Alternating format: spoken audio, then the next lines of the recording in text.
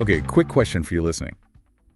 Does the thought of the dentist, like, make your palms sweat? Uh-huh. Well, guess what? You are so not alone. Definitely not. It might feel like it's just you sometimes, but yeah. Totally. Yeah. But actually, a whole lot of people get a bit nervous just thinking about a dental visit. We're diving into dental fear today. And get this, something like 36% of adults in America feel some kind of anxiety about it. And for about 12% of those, it's more than just nerves. It's a really strong fear, what experts call extreme dental phobia. And that info comes from the Cleveland Clinic.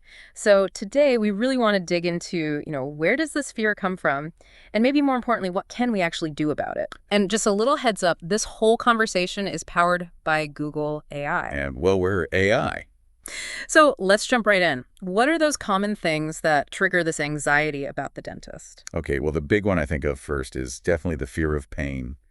And, needles. I mean, who likes getting a shot? Sometimes, the worry about the pain is worse than anything you actually feel. That makes sense. It can all just be a lot. And then there's that feeling of losing control. That vulnerability can definitely ramp up the anxiety. And I bet if someone had a bad experience before, especially as a kid. Oh, definitely. A negative past experience, particularly in childhood when memories really stick, that can create a lasting fear. And you know what else? Sometimes people worry about being judged. Judged?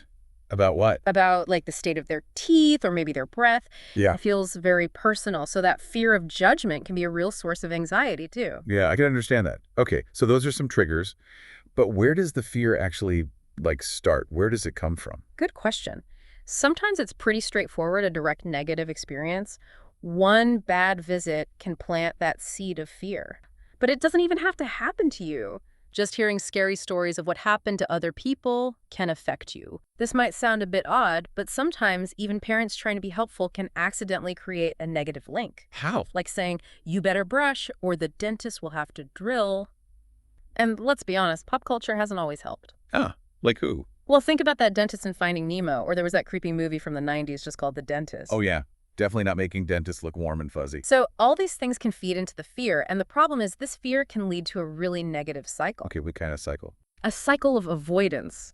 The fear makes you put off or just skip appointments altogether. But when you skip appointments, small problems don't get caught early. They get worse. And when the problems get worse, the fear of going to the dentist gets even stronger. And research shows people with high dental anxiety wait longer to get care, like an average of 17 days longer. 17 days might not sound huge, but it adds up. It does. And some people avoid the dentist for years, like 10 years or even more. What happens then if you avoid care for that long? Well, untreated problems can cause serious pain, infections that can actually spread elsewhere in your body, and eventually you could lose teeth.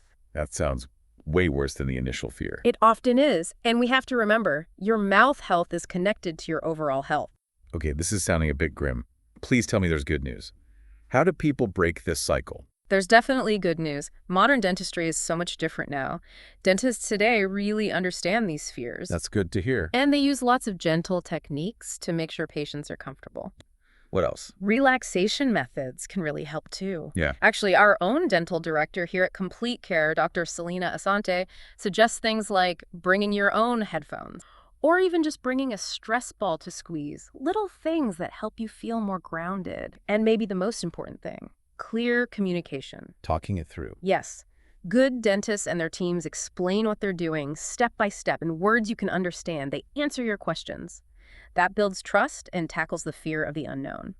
And while we at Complete Care don't currently offer sedation, we always make sure you have effective local anesthesia before anything potentially uncomfortable. You shouldn't feel significant pain. That's really reassuring. And Dr. Asante says it's important to help kids see the dentist as a positive part of staying healthy. Think about shows like Sesame Street. Oh, yeah. Showing kids the dentist can be friendly. Exactly. Starting those positive associations early is so important. And building that trust over time is crucial. And Dr. Asante actually said something great. Let me quote her.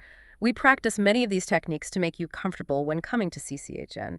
We welcome questions or worries before or after procedures to make sure you feel comfortable." So really, the main takeaway is, yeah, dental fear is common. It's real. But dentistry today is way better equipped to handle it, and help is there. And just understanding why you feel scared is a huge first step. It might feel scary to go, but letting problems get worse because of fear, That sounds, well, potentially much scarier in the long run. So if you have any questions, or maybe you want to learn more about the dental services we offer for adults, for kids, everyone here at Complete Care Health Network, please reach out. You can give us a call. The number is 856-451-4700. Or shoot us an email. It's CompleteConversations@chcinj.org. We genuinely love to hear from you and answer any questions. Yes, please do. We're here to help make your dental care comfortable. Thanks so much for taking this deep dive into dental fear with us.